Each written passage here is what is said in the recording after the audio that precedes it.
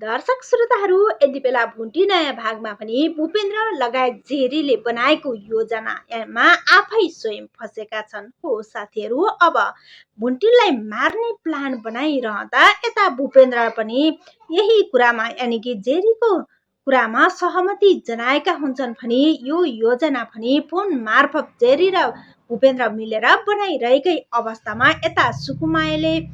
बाहिर बसेर यानि कि ढोका बाहिर बसेर सबै यथार्थ कुरा सुनिरहेकी हुन्छन् भने अडियो रेकर्ड गरेकी हुन्छन्। हो साथीहरू, अब आफ्नो मोबाइल फोनमा अडियो रेकर्ड गरे पश्चात अब योभन्दा बलियो धारिलो हतियार भन्ने कुरा के नै हुन सक्छ र साथीहरू, यति बेला अब भुन्टीले यो केस जित्नका लागि यति बलियो प्रमाण भेटिसकेकी छिन् कि अब आफूले पाउने सारा अधिकार भुन्टीले प्राप्त गर्नेछिन् र अब जित भनेको केवल भुन्टीको नै हुनेछ। साथीहरू, अब यति धेरै घमण्ड आक्रोश रिस बोकेर हिँडिरहेका भूपेन्द्र पनि अब जेलमा चढ्ने भएका छन् भने आफैसँग आफू मात्र नभएर सारा परिवार पनि त्यही जेलमा चढ्ने भएका छन्। साथीहरू, अब गाउँबाट यता आफ्ना श्रीमानले भनेको नमानी यता बालकुमारी पनि त्यही पुगेकै अवस्थामा यसो यानि कि अब भुन्टीलाई यानि कि भुन्टीको रूपमा पुगेकी सुकुमायालाई त्यहाँ भुन्टी सोचेर अब हात खुट्टा बाँधेकै अवस्थामा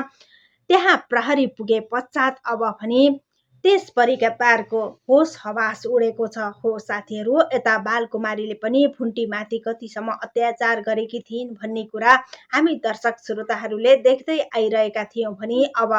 बालकुमारी पनि अब आफै स्वयं त्यही खाल्टोमा फस्नका लागि यता आफ्ना श्रीमानले भनेको कुरालाई केही वास्ता नगरी घमण्ड र रिस आक्रोश बोकेर सहर पुगेकी थिइन्। हो साथीहरू, अब जसरी सहर पसेकी थिइन् बालकुमारी, अब यति बेला भने उनको दशा बौलाएको अवस्था छ भने आफ्नो छोरा भीम पनि अब साथमै लगेकी हुन्छन्। साथीहरू, अब यता भुवनले पनि बारम्बार उनले पाउने हक अधिकार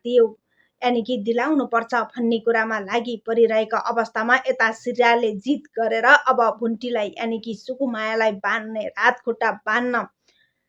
अघि बढ्ने क्रममा अब यसो नगर भनेर सम्झाइरहने अवस्थामा तिमी केही पनि बोल्ने होइन, मैले जे गर्छु यो परिवार बचाउनका लागि गर्दैछु भनेर भने पश्चात अब पनि भुवन चुपचाप बस्न बाध्य भएका थिए। साथीहरू, केही अगाडि यता भूपेन्द्रलाई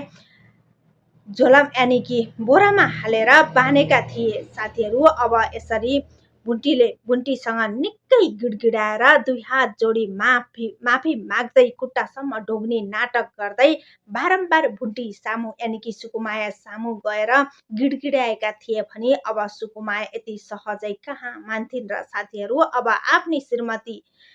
हो कि होइन भन्ने कुरा अनुमानसम्म नलगाई अब भने यता सुकुमायाको सहयोग र साथ सपोर्टले भुन्टीले यो केस जित्ने पक्का भएको छ। साथीहरू, अब आउने नयाँ भुन्टी भागले पनि कस्तो मोड ल्याला त यो हेर्नका लागि भने नयाँ आउने भुन्टी भागको प्रतीक्षा गर्नुपर्ने हुन्छ। हामीले ल्याएका यस्तै रिभ्यू भिडियो हजुरलाई यदि मनपर्छ भने हाम्रो च्यानललाई सब्सक्राइब पनि गर्न नभुल्नुहोला है त।